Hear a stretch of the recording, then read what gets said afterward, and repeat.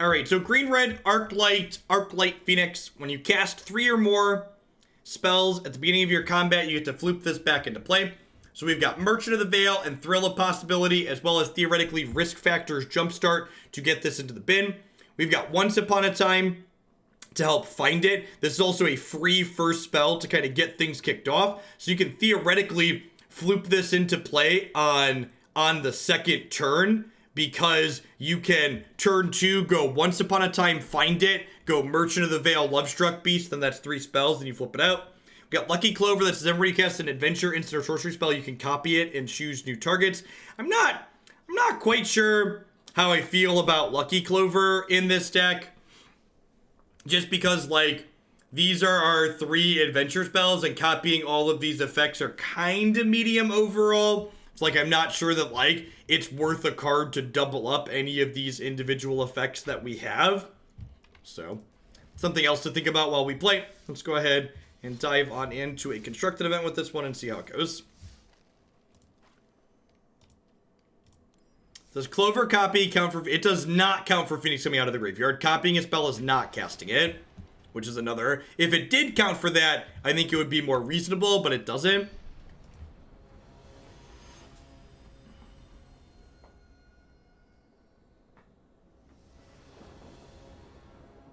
Tenorka, the person who submitted this deck to the queue, linked me this version as their latest iteration. So, it's on the Stream Decker. This is the list the requester wanted.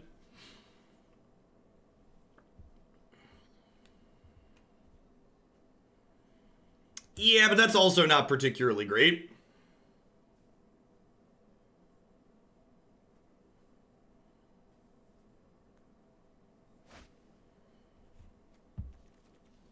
Sure.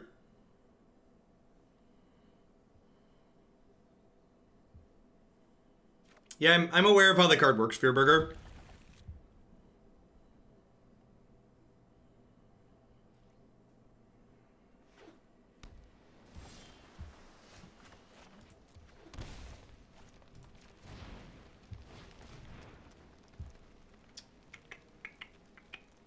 That's the Beauty. The Beauty and the Beast. Very flavorful card.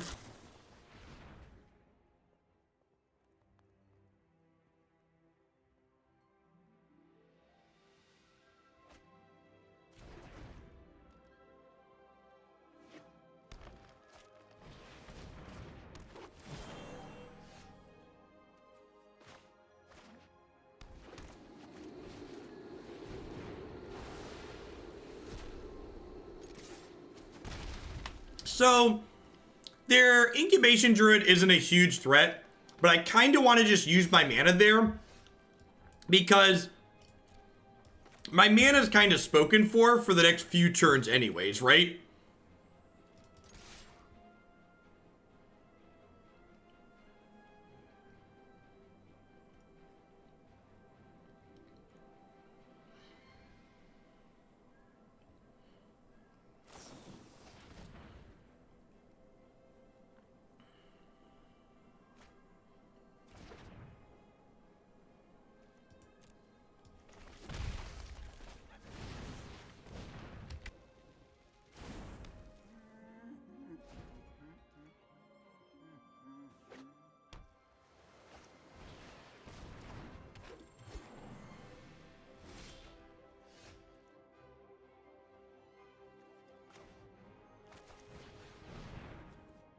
Alright, so looking for an untapped green or red land here. If we hit that, we get to go ahead and shock this. And then Lovestruck Beast. And that brings the Phoenix back. It's pretty solid start here for us. Not bad, .jpg. Crack you for 9 on turn 4. Root Snare. Are we really playing a green deck without Questing Beast? The fact that we're playing a green deck without Questing Beast is setting in, and I'm very sad.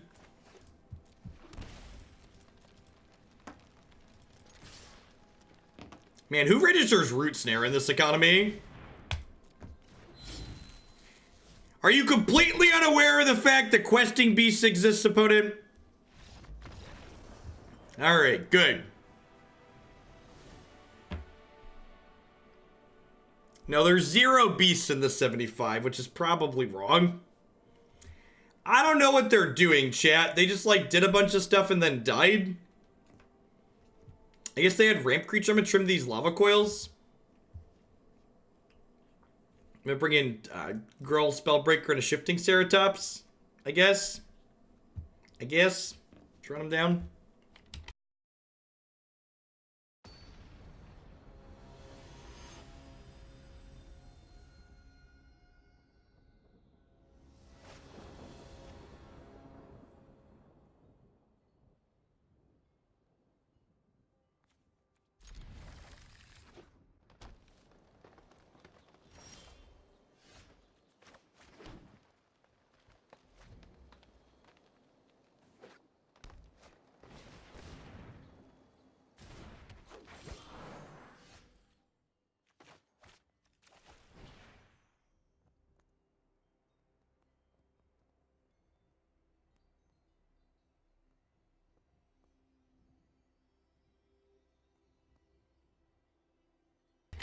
Yikes. Yikes.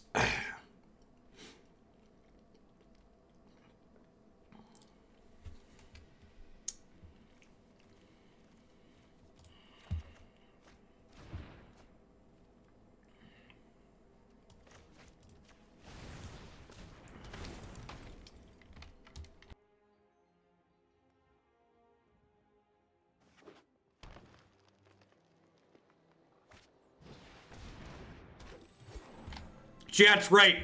I forgot to give Once Upon a Time its pep talk.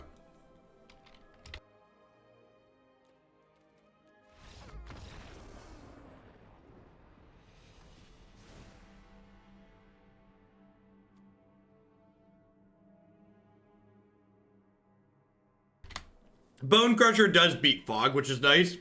Good to know. Stompy, stompy.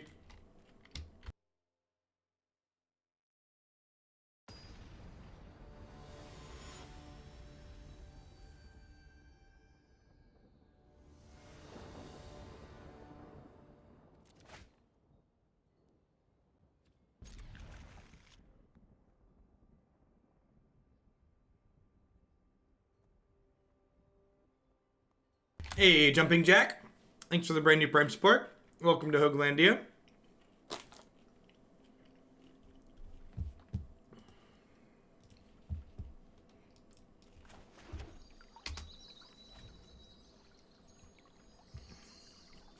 We get to play Magic this game. Yeah, something like that.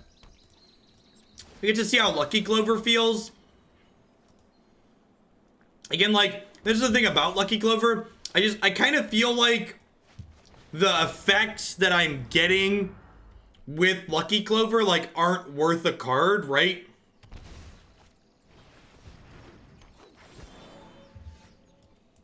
I guess I get to kill this plus dome them as well. I guess. So it was a shock at this point, so anything from here is upside. But, like, I wouldn't really play a card to shock their face. Like, shocking their face isn't worth a card, if that makes sense.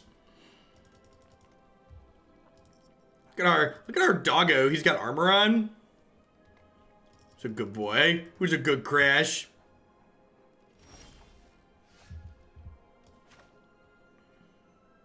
It does not count as an extra spell being cast for Arclight, for those asking.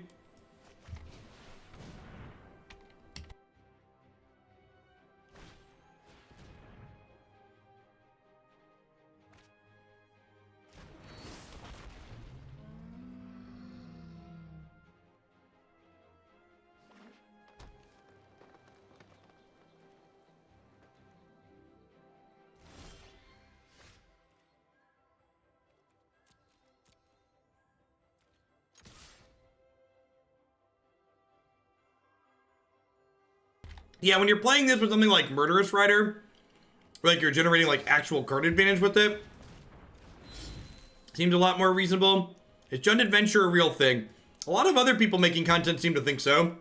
I haven't played with it yet myself.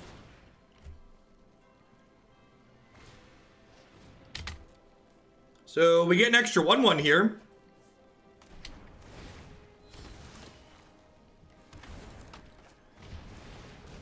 Got a lot of power and toughness here. And again, one of the things we've talked about when we're evaluating new decks early in the standard cycle is like, what is my deck doing when I don't have my namesake card? So in this case, what am I doing when I don't have Phoenix? And in this case, when I don't have Phoenix, my deck seems pretty reasonable, right?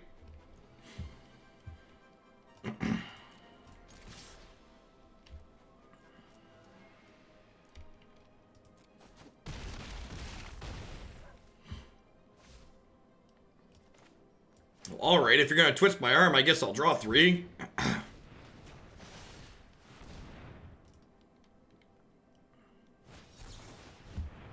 Rude. Rude.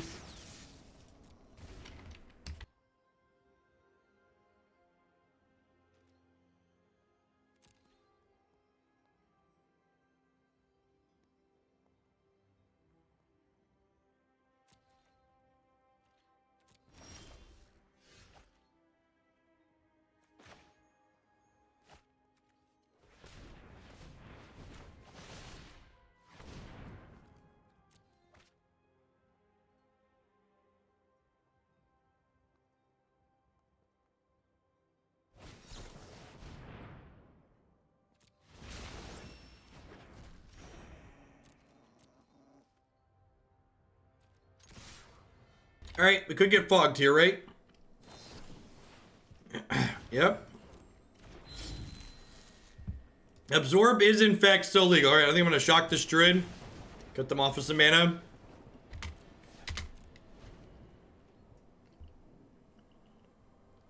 I just double clicked on the arena desktop icon and it crashed. Sounds like a release ready product to me.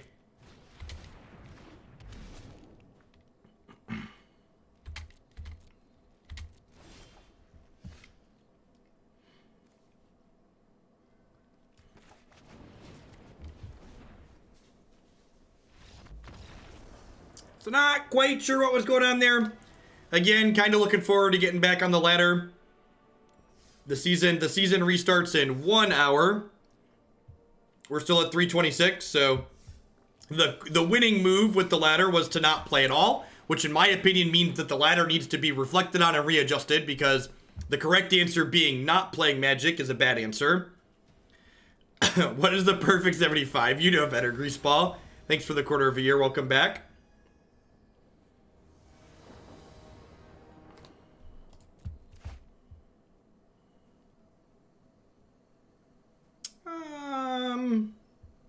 Sure.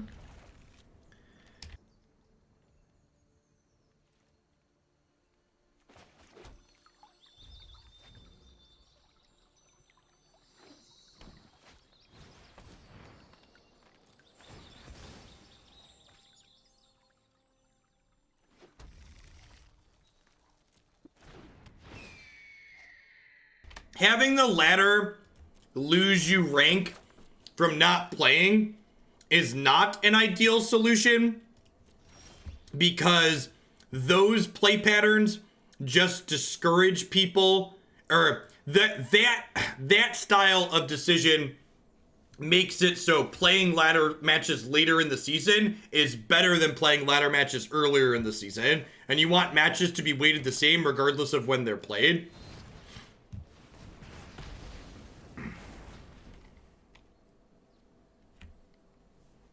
Yeah, I'm a Greek kicker. And again, remember, like, Magic's a pretty high variance game, right? So it's like, it's not even about necessarily the quality of the decks that you're playing at the core either. Like, we played decks that were okay, but we also just, like, ran well with them, right? Like, Blue-Red Alliance is what we climbed the bulk of the ladder with in our streak, and, like, that deck's only okay. It's fine if you hit the right if you hit the right matchups, but there's a lot of matchups that are very hard for it.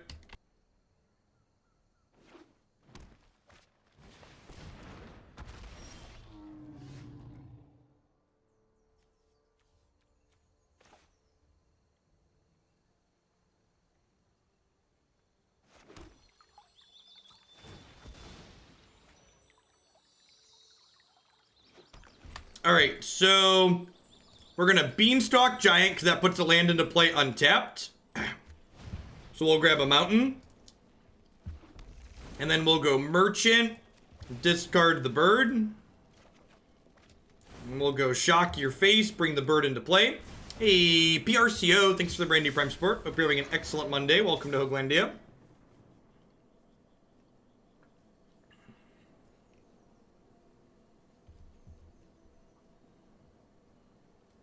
And I don't know, John, there's a lot of solutions. Like, another thing that's important to know is, like, we're not Wizards employees, right? Like, it's not my job to I don't have to create a perfect system to identify the flaws in an imperfect system, right? So, like, someone on Wizards payroll can figure out what the correct solution is to a ladder that doesn't discourage people from playing and still rewards people from playing well. It just, in my opinion, again, this is subjective. In my opinion, any system where the correct answer is, I shouldn't play on the ladder today, is a bad system. Because that system is then discouraging me from playing Magic. And then an ideal system should be like, Jeff, you love Magic, you should play as much as you want. I literally felt like playing a couple matches off stream yesterday with the deck idea I was working on, but I didn't want to play enough to join a constructed league. So instead, I ended up playing Mythgard for a little bit because I could just like sign on and play a little bit.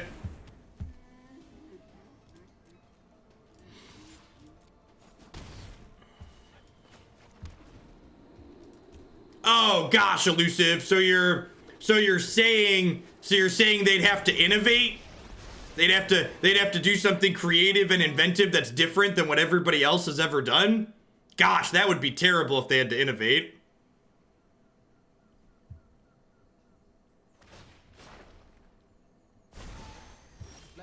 What's my deck idea? The Sultai Oko deck that's coming up next is actually the one that I was working on. Spent some brain power thinking about that one over the weekend.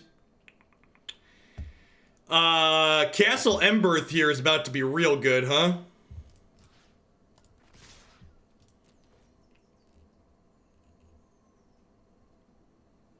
So I haven't tried the Reanimator deck yet, Nivik, because I was missing the stupid disc as the path or whatever they call it to play.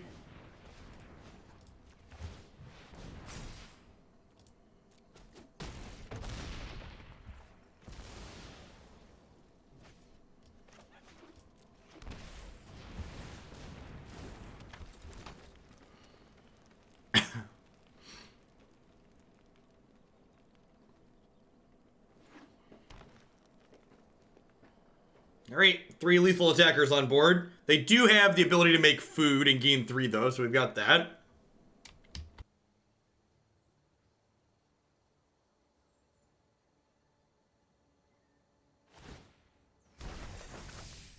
Welcome to the feast.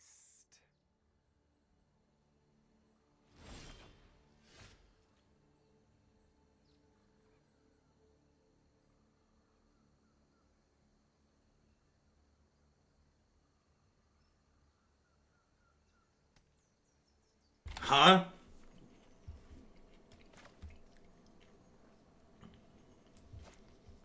I'm just gonna make a 1-1 and play a 5-5 and pass here.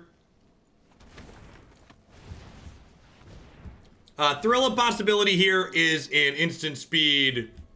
It's Tormenting Voice. In this deck, it's Tormenting Voice.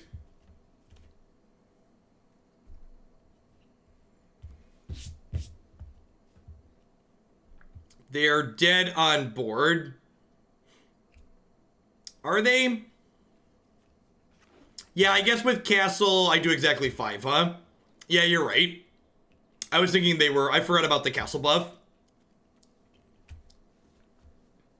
Hey, Red Hell Neuros. Thank you for the brand new tier 1 sub. Welcome to Hoaglandia. Thankfully this is a no justice stream, so God bless. Broko. Probably want Ceratops against Broko. We've not played the Jund Adventure deck. As always, if you're ever wondering, has Jeff played X? You can always find a archive of everything that we've played. And when we played it on my website and my YouTube channel.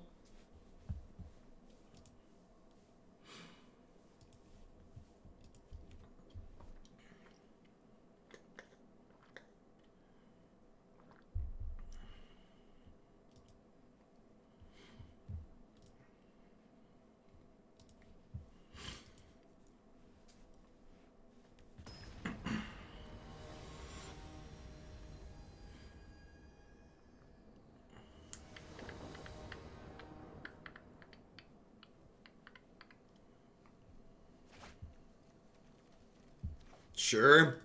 Team gets to cook the goose on one if they have it. I think Oko's modern playable. I don't know.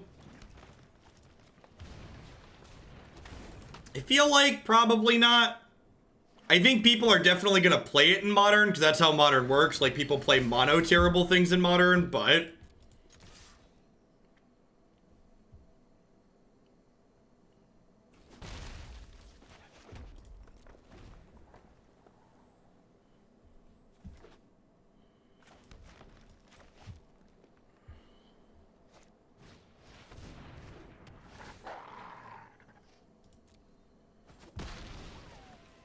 Weird that they elected to play around the shock on this, but then played into the shock on the wolf. Seems like a strange decision factor.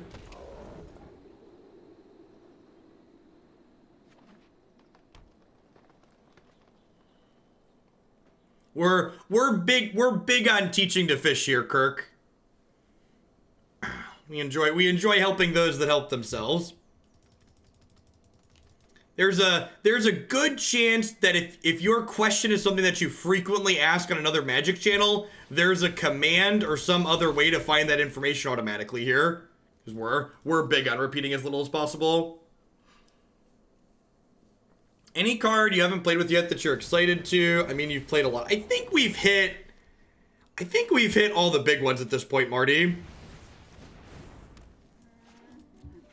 I think we've hit all my standouts. Tradesies? Deal? Nope. Tradesies? They're like thinking about if they want the extra mana from the Leaf Kindred. I think they probably want to take 4 here if they have X spells in their deck. Because they're only 1 creature away from these Leafkins doubling up.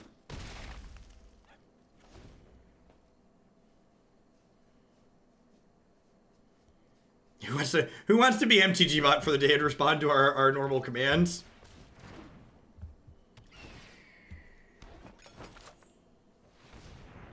I've mostly just written off as Emery as not being a standard playable card. That's the base assumption I'm working under. This card's just not standard playable.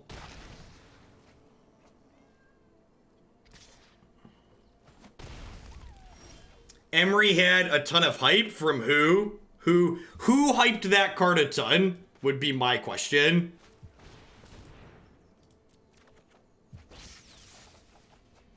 None of those are the Phoenixes I wanted for Christmas. Yeah, Emery was hyped in non-rotating formats for sure. I agree with that. And like, might have finally broken Mox Amber in Modern. We knew that was coming. Yep. The brambles of truth twirl and curl, choking out lies. I think the real problem with the Magic ladder is that in other games like StarCraft and Dota can kind of ignore that problem because people can just make alt accounts and keep playing. But in this game, if you do that, you lose your collection. That's a really good observation, actually. So like the problem with ladders is present in lots of different games, but we feel that problem worse in Magic than we do in other games because of the collection associated with it. I think that's a pretty astute observation.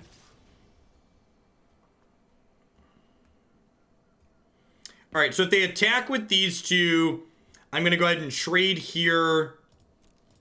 And then I think I'm going to double burn this.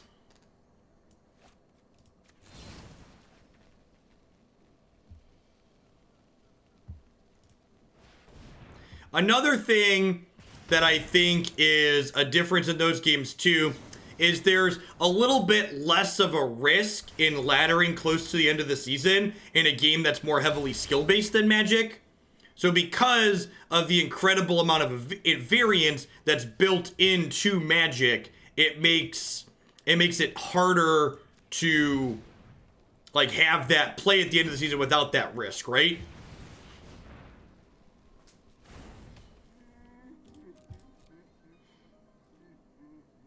Like if you hit if you lose a couple in another game and you fall back down into a league that you shouldn't be in based on your skill level, it's going to be easier to climb back up.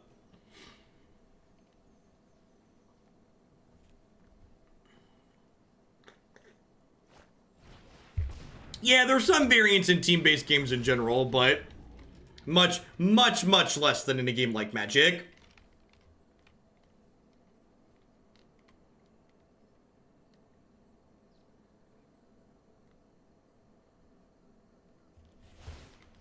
I'm not really going to comment on suggestions people have for, like, other different systems that could be good. There's lots of things they could try. Are they going to? Probably not.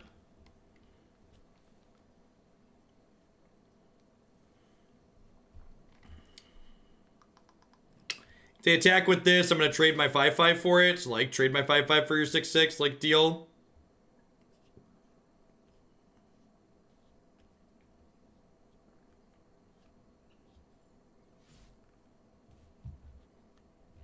Sure, Hickahuck, but, like, don't let perfect be the enemy of good, right? Like, saying we can't get this perfect, so we're not going to try and innovate, I think is lazy overall.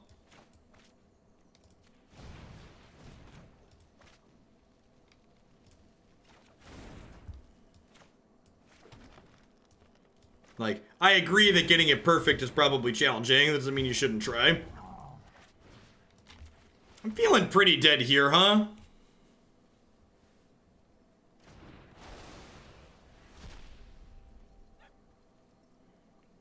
Crackling Drake is hard to play on curve because blue-red lacks good mana fixing. What?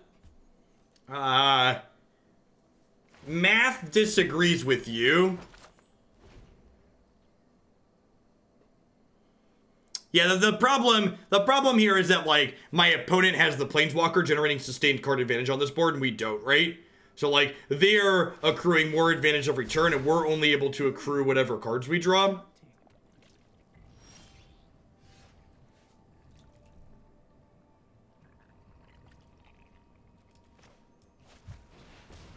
On the bright side, you still do have to make the top 1,200, so you can't be a dunce of a Magic player and get there. That's not true. Bad players do well in Magic tournaments all of the time.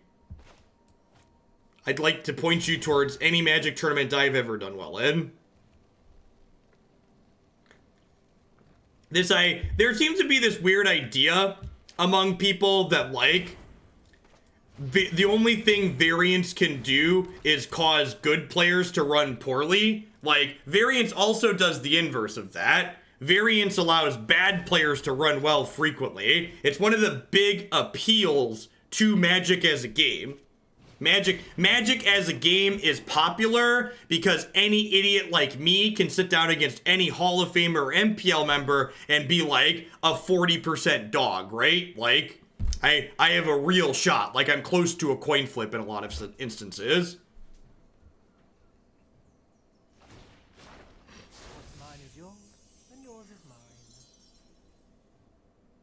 They took my toy, chat. They took my toy. I feel like we're dead here.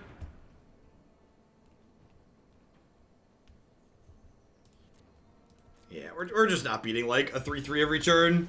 We're not beating their Planeswalker plusing making a 3/3 every turn.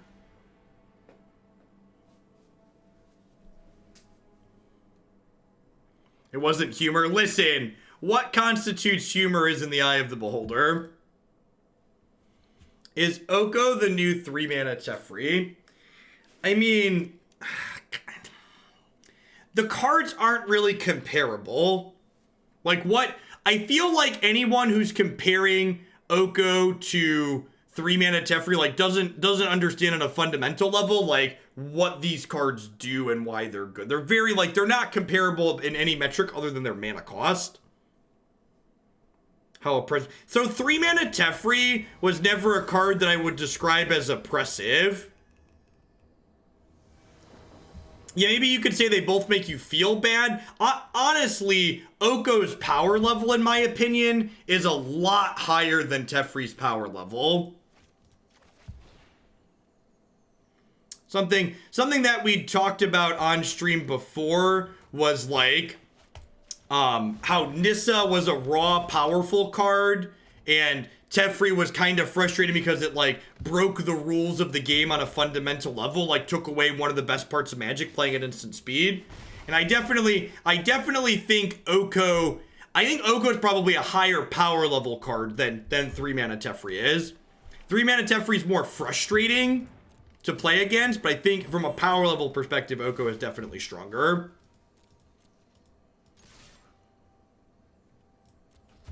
Like, just by virtue of being a planeswalker that goes to an absurd loyalty and then basically only goes up.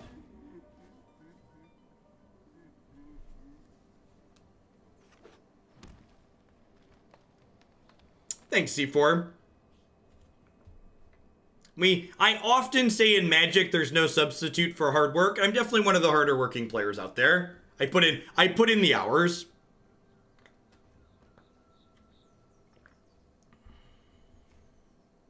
It kind of sucks that our third land draw here was another red source. Okay, perfect. There's a green source. So, But now, I think I want to just tell this Paradise Druid to bugger off. Since I have that opportunity.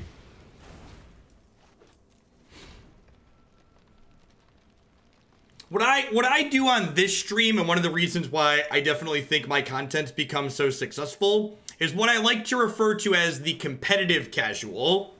We try and take decks that are not the ideal stock best decks, but they're offbeat decks that we're trying to play well and make them as good as possible within their restrictions, right?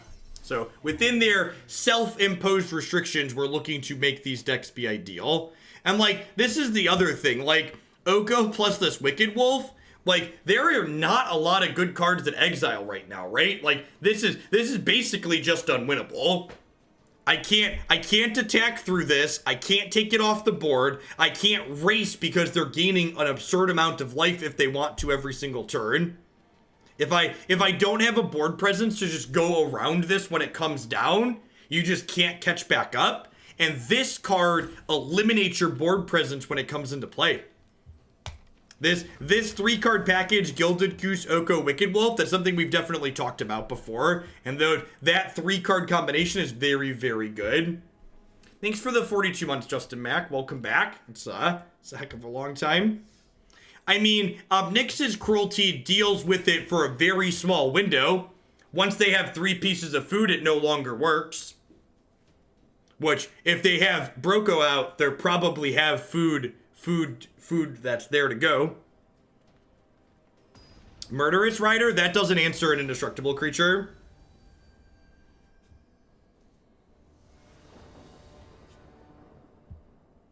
Is it good enough? That's a good question. I definitely think people have been asking me, like, what do I think are the best decks in the format? I don't have exact lists to give you, but in my opinion, the kind of base level 0 for like what are likely the better decks in this format are the Nissa Oko ramp decks and then Field of the Dead variations. Whether it's Yarok, whether it's Golos, like those style of decks are probably what you're looking to do. If you're looking from a purely optimal standpoint, I would recommend starting there. Sure.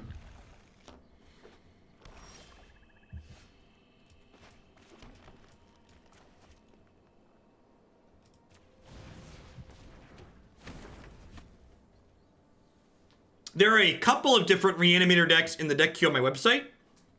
There's a Troll Reanimator deck based around the Food Troll. There's also like Esper style Reanimator decks that we played a little bit of last season that you can find up there. So as always, a wealth of information available on jeffhoagland.com. Yeah, no problem, Psycho Squirrel. This is an instant, right? Yeah. We'll haggle at the end of their turn.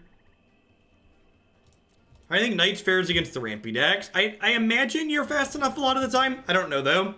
That's one of those things where, like I said, I can spitball and theory craft, but, like, there's no substitute for hard work and practice in Magic. You need to, like, if you want the answers to those questions, you need to actually put the time in and figure it out. Yeah, maybe top 10 hammer. A deck like that's going to be kind of metagame dependent. Because again, like, the level 0 I just described, both the Field of the Dead decks and the Nissa Oko ramp decks, I think both of those archetypes are very hard for the Henge decks. Which again, things in diverse formats tend to be a little bit cyclical and rock, paper, scissors, like we've talked about the Blue-Red Alliance decks, and the Blue-Red Alliance deck seems reasonable in most matchups, except against things like the Henge deck. So that's where like your tier 2 decks kind of come into the equation, right? Like they're decks that are like reasonable against a range of things, but are really bad against a specific archetype usually. Hard work and practice, can't you just tell me the best deck and how to sideboard in every matchup? Right? Right.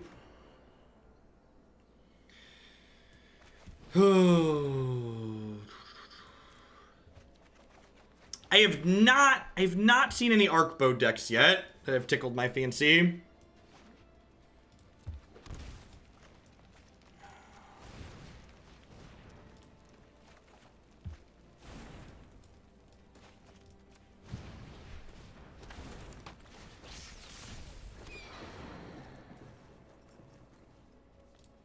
You mentioned Mono Red causing people to quit your stream, and funnily enough, your YouTube video on Mono Red had more views than the rest of them. Is that true?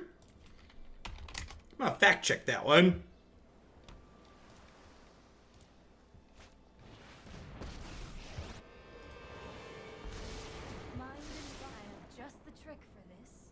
Mono Red has 2,400 views.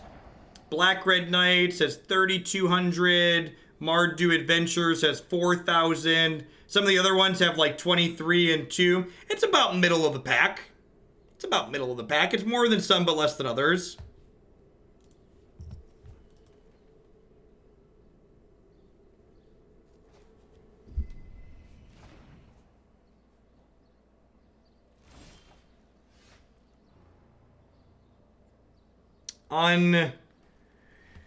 Unfortunate that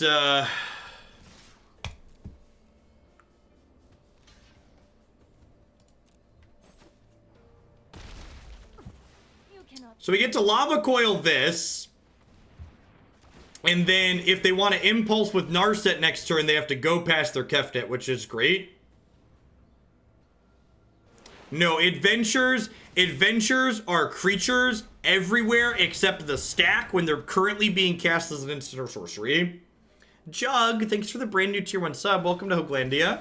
Hope your Monday is going swell.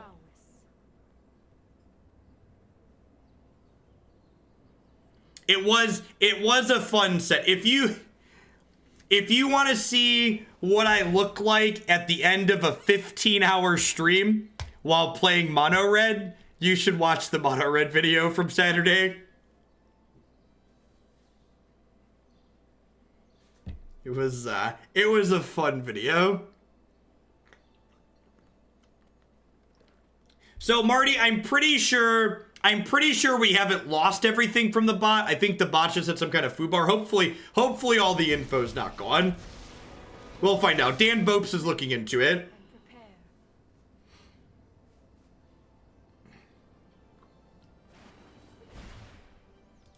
You might have been a misclick, Garth.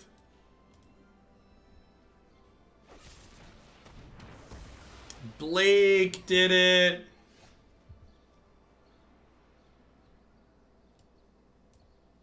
That might have been a misfire.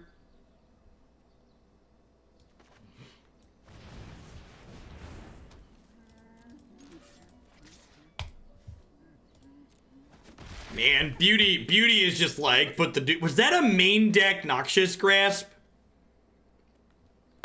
I was looking up something in chat.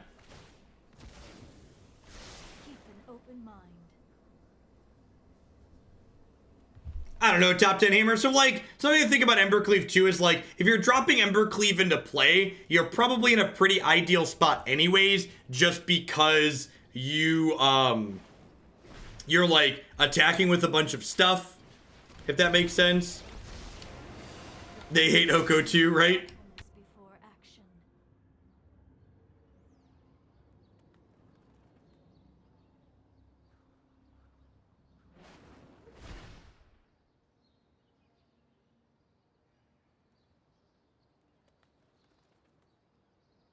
Rank wraps up in 35 minutes.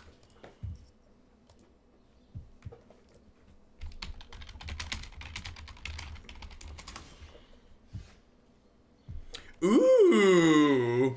That's actually a sweet one because it lets Beauty hit Narset to a range where she can't, They're about to murder Beauty, aren't they? You're a monster. Wow. She was too pure for this world, chat.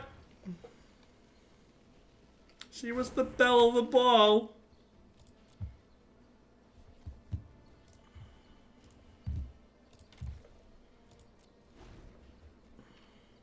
Are historic deck submissions open yet?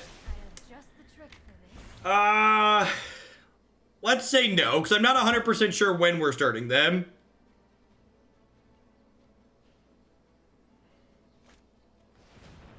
Unemployed Sofa, thanks for the 11 months. I appreciate that. Welcome back. Or, I like taking people's money. Let's say historic submissions are open, but I'm going to give you the asterisk that I'm not giving you a defined time on when they're starting. That's gonna be my asterisk. So, yes, but with that. Shrekinator, thanks for the Prime support, I appreciate it.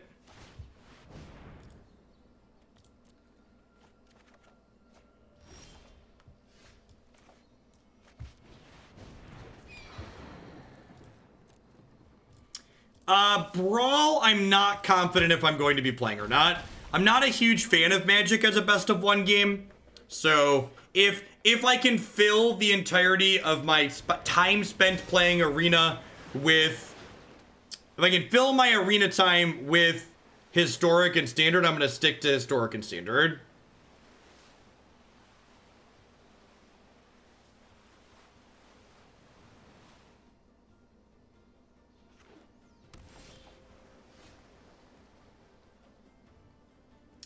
Adrian Calvito doling out a pile of sub-gifties. Well, howdy.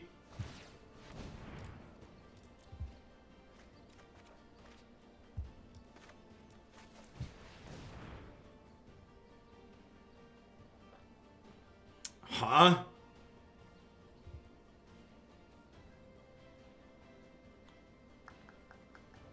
Let me know if there's something you'd like to add to the deck queue with that or something you'd like to see a little bit sooner. I started a new job today, so probably won't be able to catch live as much. Let me make up for that. Well, thanks for keeping me around. Everything will be on YouTube as always. So do I take Bonecrusher here? I think I take Bonecrusher so that way next turn I could do this, and kill this out of the way.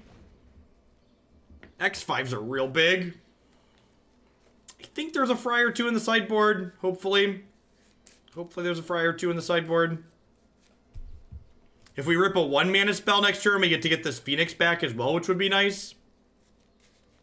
Where do we submit the decks you want to see? You go to jeffhoagland.com and click the drop down where it says live stream, and then submit deck. All the details are on that page. Thank you, Tenorka. I appreciate you helping out while the bot's down. Synth Arrow, thanks for the half a year. Time to call in some sick days. Hey, use them or lose them, right?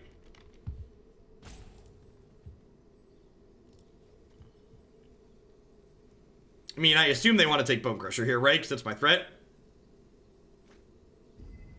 We don't have any fries. Uh-oh. Ooh. Rewarded.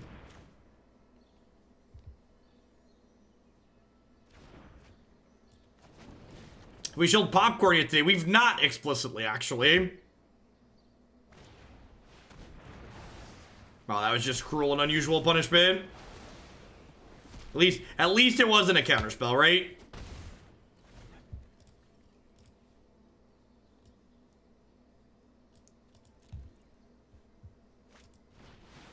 Yeah, it is a bit of a shame that Risk Factor don't have a card for it. Oh, Phoenix. Probably dead from here. I guess that's not strictly true. These risk factors, we technically have 16 damage in risk factors, right? So if the rest of their hand is poop or like just removal spells. Goblin, thank you very much for the Prime support. I appreciate that. Welcome. Thanks for keeping me around this month. Thanks everyone for being here today, by the way. And solidly over 2,000 people for a while, looking like we're heading towards another long day. And letting me draw spells seems loose in the event that I like draw 3 spells if they're out of gas. This looks like a fun new toy. Like that's not just like a free choice, right? Like there's definitely risk associated with that.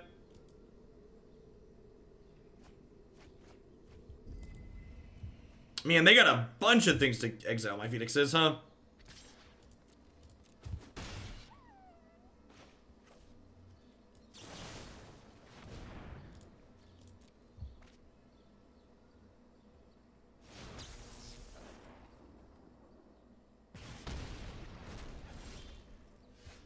Yeah, that's true too. 3 risk factors in the bin makes even your average draw. Makes your average draw much better.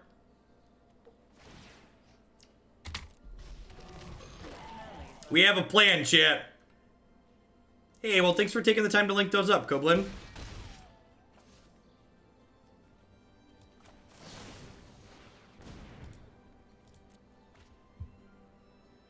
All right, who's ready to draw 3? Wow! Gross. Gross.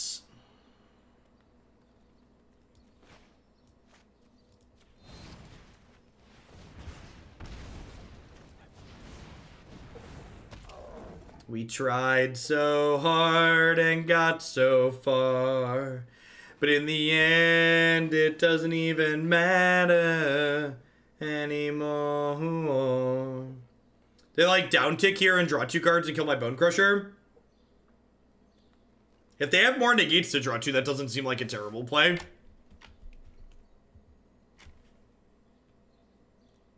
I feel like that's what they're in the tank about here.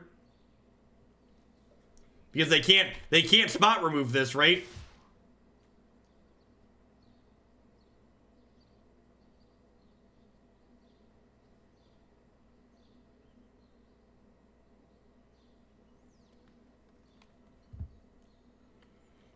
You're supposed to be sad. Nothing matters, chat. It's a sad song idea. It's a sad song idea. Oop.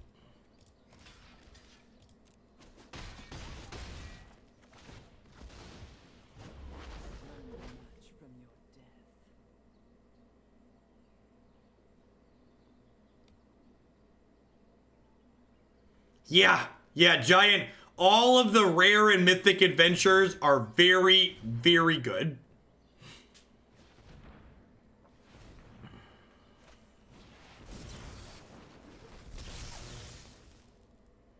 I like trying to figure out what they want to do with this.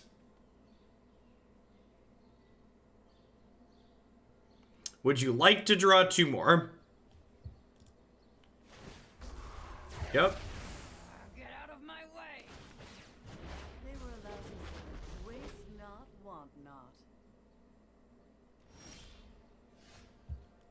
Are you ready?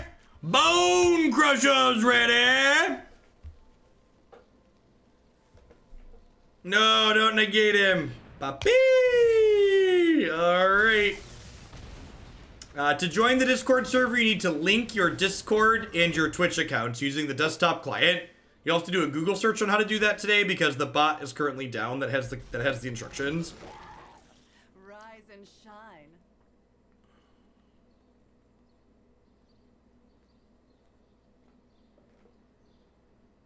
I wonder how many main deck negates they have. It's probably just 1 or 2 because this is game 1.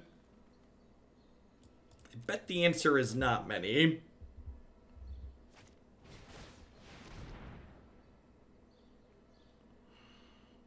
But in the end, it doesn't even matter anymore.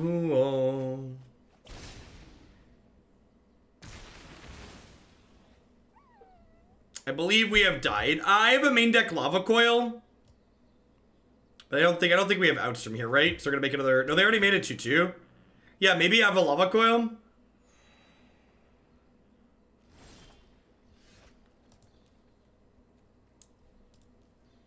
I'm not dead on board.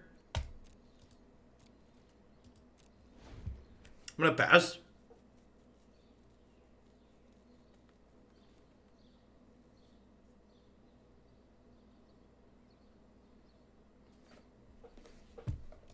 How many burbs are in my deck? 1, 2. They exiled a burb earlier, so I've got 1 burb in my deck. How much do I need to donate in order to have a no-singing stream? A significant amount. Rise.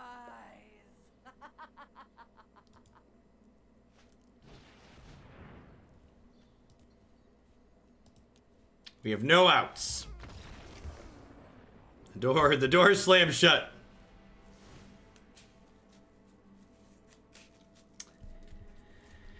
All right, so we got Ceratops, we got Veil of Summer. Clover seems kind of medium. Lava Coil seems kind of medium. Spellbreaker's extra threat seems fine.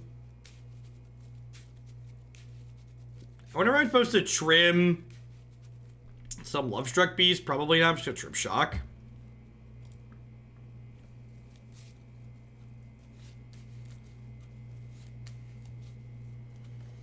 Oh, is asking for a no-stinging stream timeout. Well, I don't know about that one. That might be a little harsh.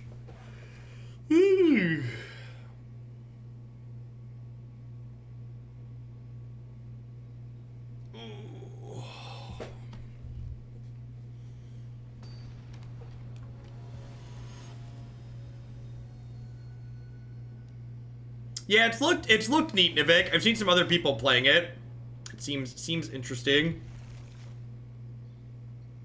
I'm gonna lead on this. Thank you, W Car. The voice of an angel, exactly. See, you get me.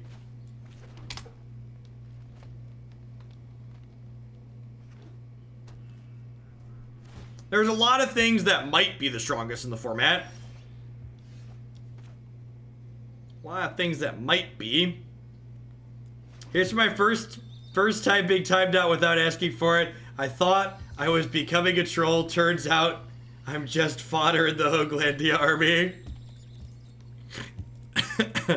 Sometimes there are stray victims. He's actually improving. Don't put that idea in my head.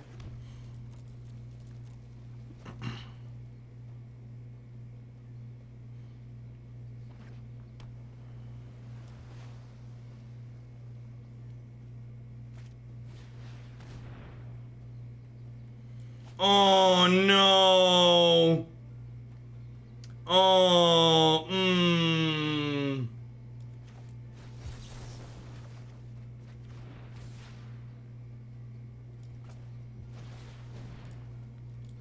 Looking for a land so we can attack her.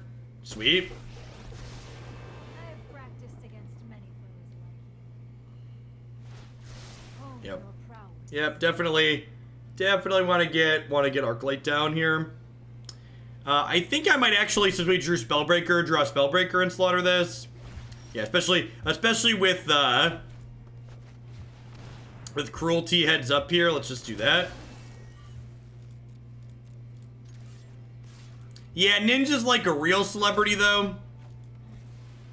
Still have much. Hey, Smoochilo, thank you for the half a year.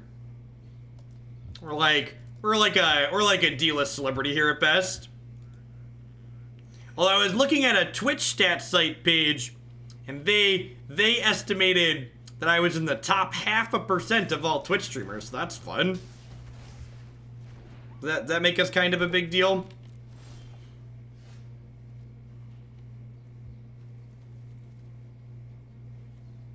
Hey, Yanitha, thank you for the brand new tier 1 sub. I appreciate that.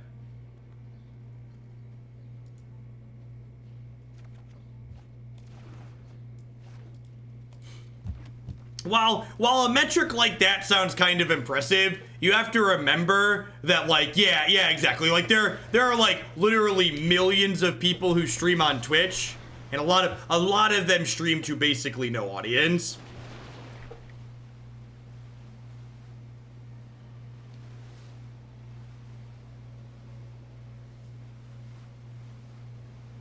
If you have over 10 viewers, you're in the top 1%. I'd believe that.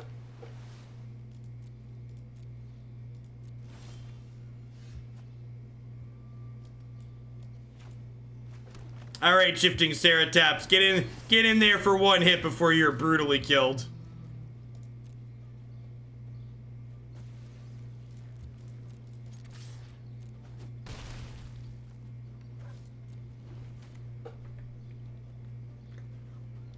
There can't be a million streamers, right? No, I wouldn't be surprised if the number of people that have streamed at some point on Twitch is in the 7 figures. Yeah, most of the people who end up turning their Twitch stream into something do so because they had some amount of notoriety from something outside of streaming. Yeah, no, that's exactly correct, Roxerbox. The only reason I have any amount of notoriety at all to get started initially was because I had that background from being on the SCG tour. From, like, playing competitive Magic over the years. Obviously, it's not the only reason I'm successful, but it's a big part of that initial bump.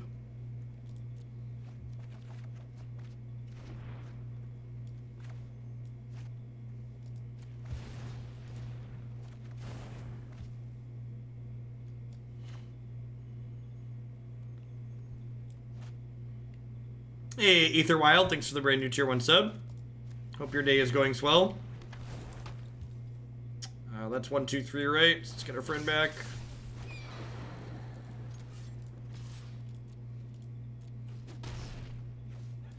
You strike into fear.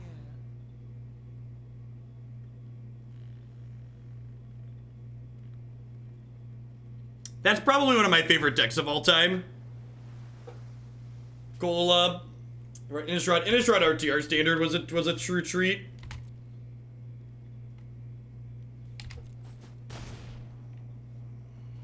It's all about the vocals, don't lie. The 2,400 people are here for the improv acapella.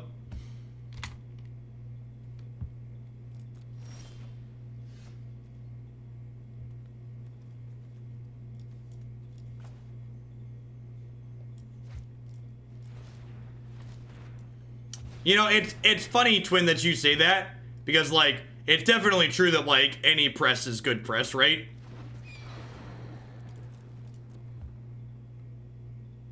Like, if the many salty monsters on Reddit knew how much traffic they ultimately drove my way, they'd probably go more insane.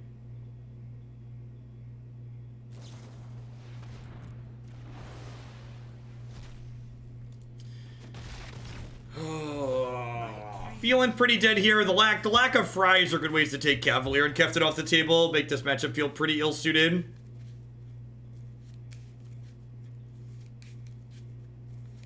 We played Goblin combos. Hey, Stinkins, thanks for the half a year of support. Could Bonecrusher have saved the Phoenix? Oh, it could have. That's a good call. Yeah, Bonecrusher was ready, but I was not willing.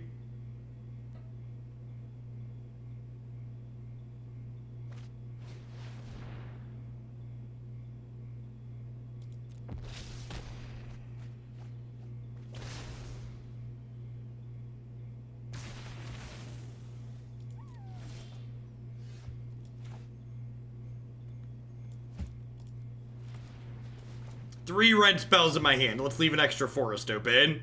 Thanks, Auto Tapper. Let's not say we did, shall we?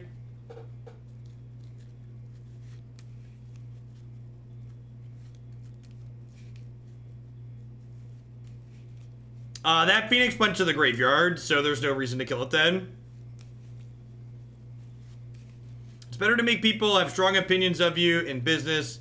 People who have medium don't like death by. Yeah, I agree, W-Card. I agree. If you make something people love, people are probably also going to hate it. Things that create strong emotions tend to create those emotions in most directions.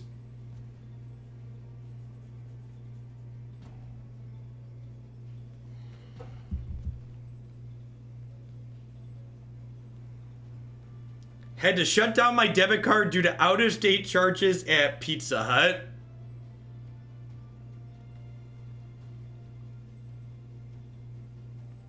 Trump is very good at energizing his closeted, or sometimes obviously outwardly bigoted, obnoxious people. Yeah. Hate is a strong motivating factor for many. Hate and fear of the different. Pandering to people who are afraid of people who are different than them is real powerful. My opponent's client must have crashed here. That was the out, chat. The out was their client crashing. Subscribing for hard truths. Thanks for the 3/4 of a year. Basic Lands, welcome back. Now, to be fair, where being fair is possible, it's not entirely true. Not everybody that supports Trump is a racist. There's definitely a small subset of people who support Trump who are wealthy and can afford to not be impacted by, and aren't impacted by his racism, so they just want the greedy tax breaks. Well, it's a shame we don't get that one too, but we get 2 of them. They're greedy enough to overlook the racism. Yeah, exactly correct.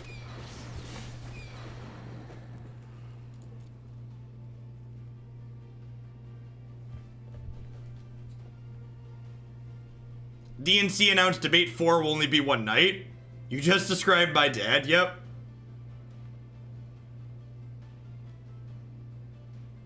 I think I'm just passing here. I think we're just passing. So, I can... Small business tyrants. Yeah, it's really funny to me. Or maybe it's just sad. Sad's probably a better word. Like, a lot of the things the Democrats want to do would be really good for small businesses, right? Like, Medicare for all would be such a huge boost to small businesses, because taking the healthcare burden off the employer would allow small businesses to be extremely competitive with larger companies in terms of the benefits that they're required to offer. Like, they only have to match on salary at that point, and like occasionally like time off and stuff like that.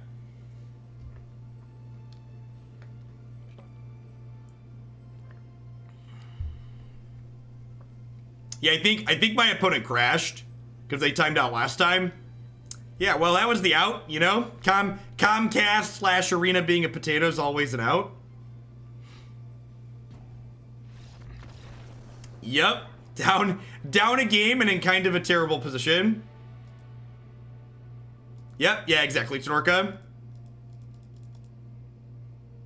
Alright, speaking of, let's restart ourselves really quick here since we get another one with this.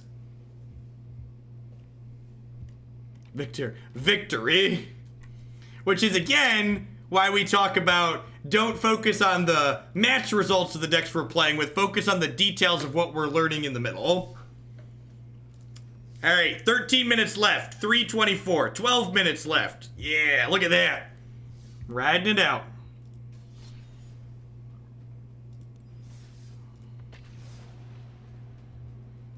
How do I make my deck optimized for crashing my opponent's clients? That seems strong this standard season. That's like the meta. When people talk about metagaming, that's like a different level of metagaming, right? You're like playing to the crashing the client meta. Yikes. Yeah, I'm gonna keep this. I have a redraw.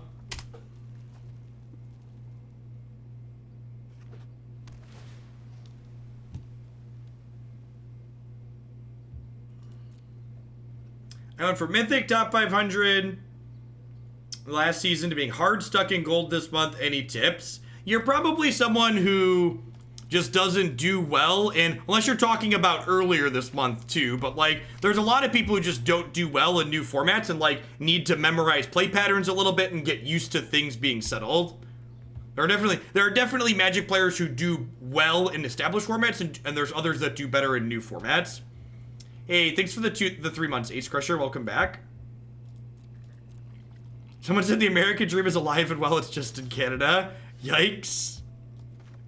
Yikes.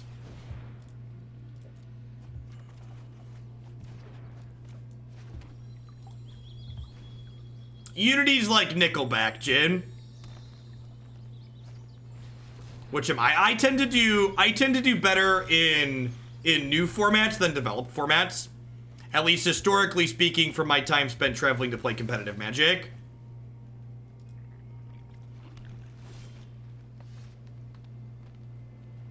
So if I merchant and hit a green source, I can...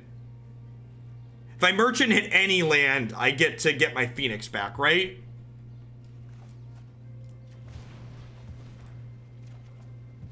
Perfect. I think I'm just gonna Bonecrusher this.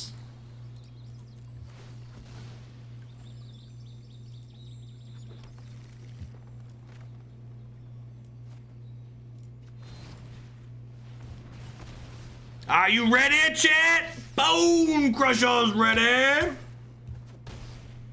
Thunk.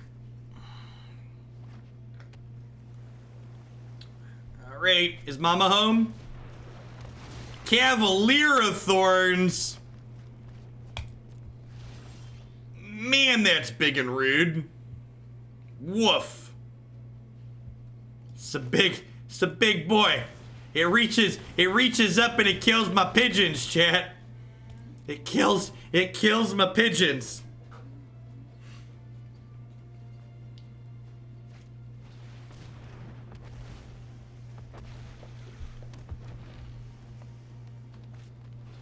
Yeah, I agree, Fearburger. A lot of the problems we experience in society are from a distinct lack of empathy. Stem from a distinct lack of empathy. How do we deal with a 5/6? I believe the answer is we don't.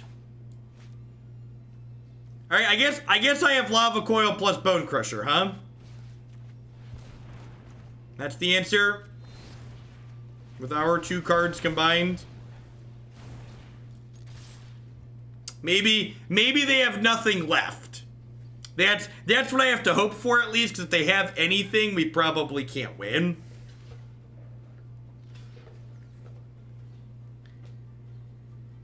At a cursory glance, I really kind of feel like this deck's another good example of, like, our average power level of what we're doing is kind of low. We have, like, a bunch of individually weak cards to try and turn on synergies, and, like, the payoff that we're enabling with those synergies isn't really proportional to, like... Thank you, sir. May I have another?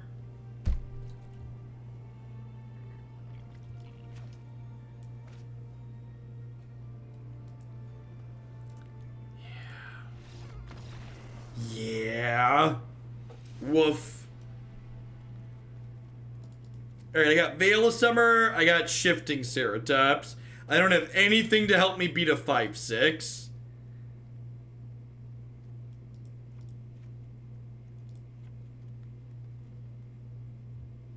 Alright, maybe they just won't draw their 5/6. Maybe their 5/6 will stay home and hide.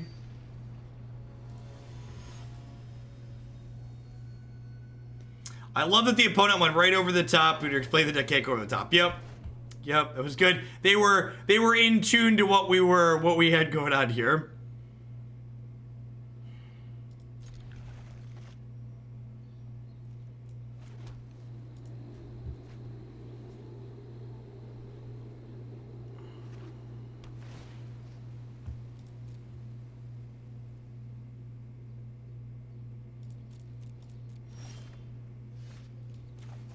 Great. Land? Okay, it's not an ideal land, but it'll do in a pinch, I suppose.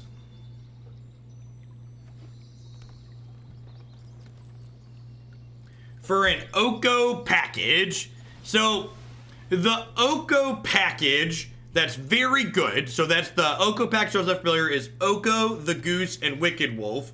Is a lot like the Explorer package from a couple of standards ago, in that while they're good and they can go in a variety of different shells, they're a lot of cards, and you can't just put it into any deck that has blue and green in it and expect that deck to stay the same.